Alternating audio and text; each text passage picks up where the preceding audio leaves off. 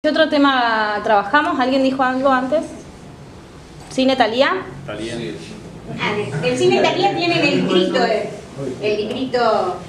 ese que vos dijiste que lo tenías. No, del cine Thalía leímos un relato tuyo, Nori, de... Sí, creo que es tuyo. El libro ese que me dijiste. Sí. Yo pensé, cuando vos me hablaste, pensé que tenían el librito del cine Thalía. Yo no voy a alcanzar. Cuando fue que se remodeló todo el cine Thalía, porque vieron que ahora está hermoso, está recuperado, digamos, esa fue una obra de vanguardia, me pidieron que hiciera la historia del cine Thalía, y en ese librito, que no es un librito chiquito y fácil de leer porque con mucho anecdotario, está toda la historia, así que ese libro directamente se lo voy a pasar. Bueno, perfecto. Debo tener alguno en casa, si no les presto el mío con calidad de devolución, porque por allí empiezo a atar libros y después me quedo yo sin ninguno.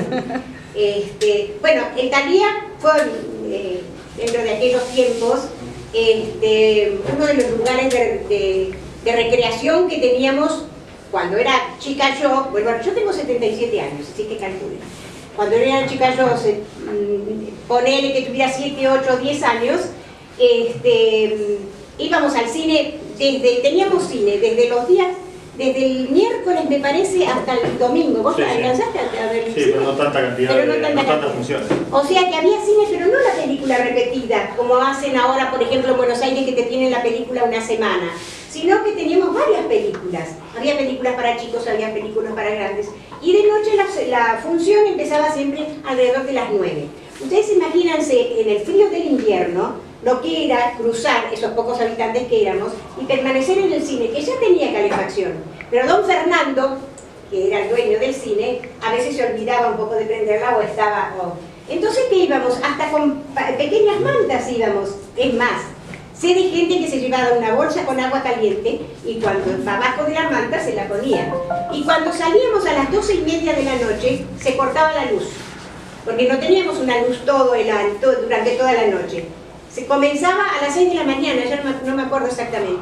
Me parece que se conectaba a las 6 de la mañana y se cortaba automáticamente a las 12:30. Salvo que hubiera muerto algún vecino del pueblo destacado, entonces cuando salíamos del cine veíamos que teníamos luz, decíamos, ¿quién habrá muerto? ¿Quién se viera una cantidad pequeña? ¿Quién habrá muerto? ¿Por qué? Porque había luz.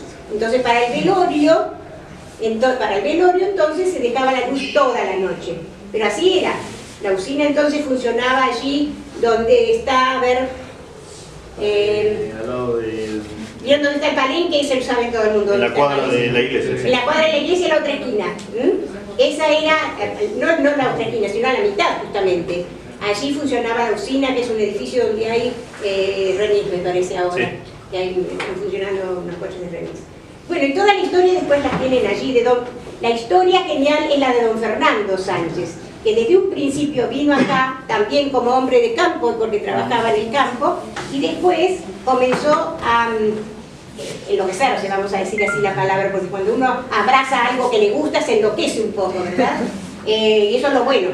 A enloquecerse un poco por lo que era el cine, y empezó a proyectar en otros lugares, en un prostíbulo primero que estaba enfrente, como ven había bastantes prostíbulos, un prostíbulo que estaba ¿vieron la plaza? En la esquina de enfrente, que me parece que hay un baldío en ese ahí, sí, que hay un baldío, y con una maquinita, como, no sé, ustedes tampoco la han conocido, esa que teníamos cuando éramos chicos, que le daban vuelta una maniguera, una maniguera chiquitita, con una maquinita allí dentro de la sala del prostíbulo, a la gente que iba, a las madames de los prostíbulos y a los muchachos que iban al prostíbulo.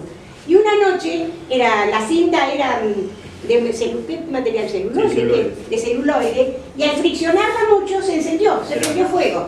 Y con la cinta esa se prendió fuego no solo la maquinita, sino que se prendió fuego el lugar. Entonces después se mudó, proyectó también después en la esquina donde está el bar Los Muchachos, creo que es, ¿no? El bar Los Muchachos, frente al Sportman, ¿vieron? Y después estaba don Manchare allí, si no me equivoco, en la época que estaban proyectando. que se proyectó ahí. Y después, bueno, ya empezó con su casa propia, que es donde está actualmente, pero bueno, primero algún lugar un poco más chico, se le incendió también, porque no sé si se le habrá, dicen que fue a propósito. No, pero el celuloide es un material extremadamente volátil, así que es muy fácil. Con la fricción, porque había que dar una manivela así, entonces se friccionaba y producía un chispazo, y bueno, las cosas eran menos fáciles entonces que ahora, ¿no? Mientras llegaban los bomberos, también era menos fácil que ahora. Hasta llegar, bueno, a lo que tienen ustedes ahora, que está remodelado, recuperado, esa es la palabra en realidad, pero que era básicamente lo del cine de aquel momento. Eso, después yo les voy a pasar el libro, que ustedes pueden pasárselo y leer, o fotocopiar algunas cosas interesantes. Fue un centro social importante, porque no solo funcionó como cine, sino que también funcionó como lugar donde se hacían los bailes de carnaval. Contaba mi vieja, vieron que el Talía tiene un pequeño declive, dice, cuando empezaban a bailar terminaban todos bailando, todos articulados contra la pared, porque con la pendiente los bailarines se iban bailando para el lado donde está la pantalla, claro.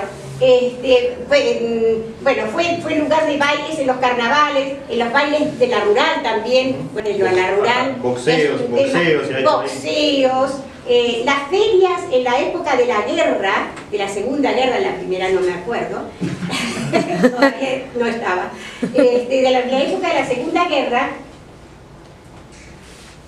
estaban organizadas acá las damas de la Cruz Roja, que la Cruz Roja todavía existe, como para juntar dinero para mandar al lugar donde se combatía. Y se hacían unas ferias fabulosas en ese cine, sobre todo los gringos. Para nosotros acá los gringos, si hay alguien de otro lugar y que le llaman gringos a otros, porque por ejemplo en Córdoba los gringos son los tanos, los italianos. Bueno, yo llegué una vez a Córdoba y decía, los gringos, yo no vi ningún inglés en ninguno que se le pareciera. No, acá son los tanos. Acá los gringos eran los ingleses o todo lo que se pareciese al inglés, escocés.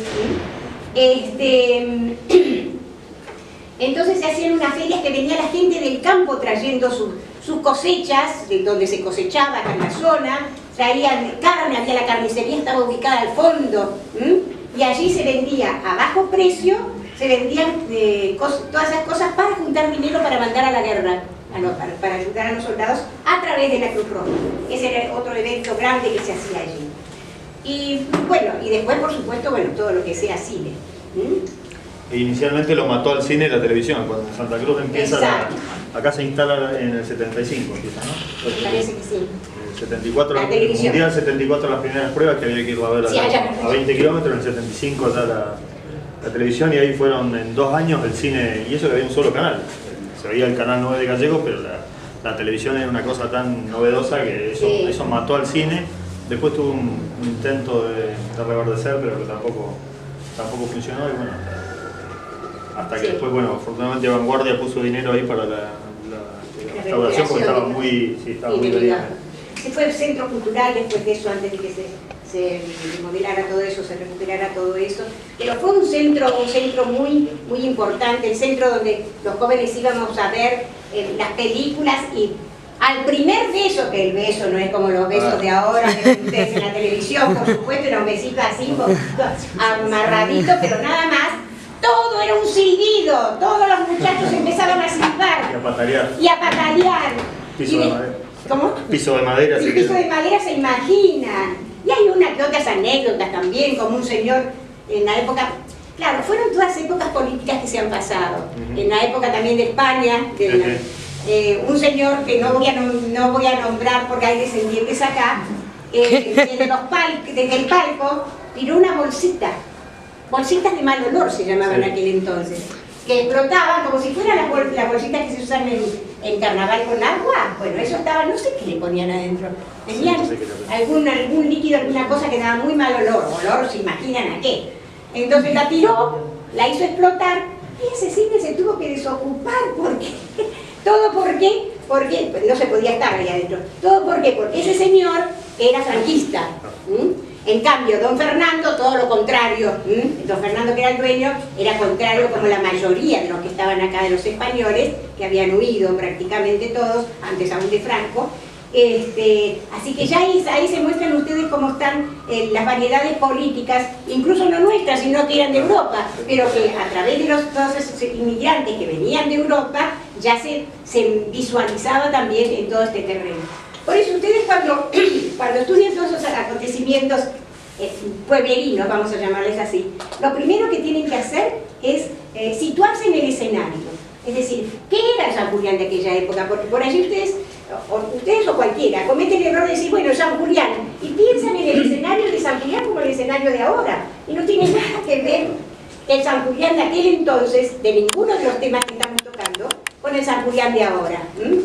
Pensando ya partiendo de la cantidad de habitantes que nos contaba Poli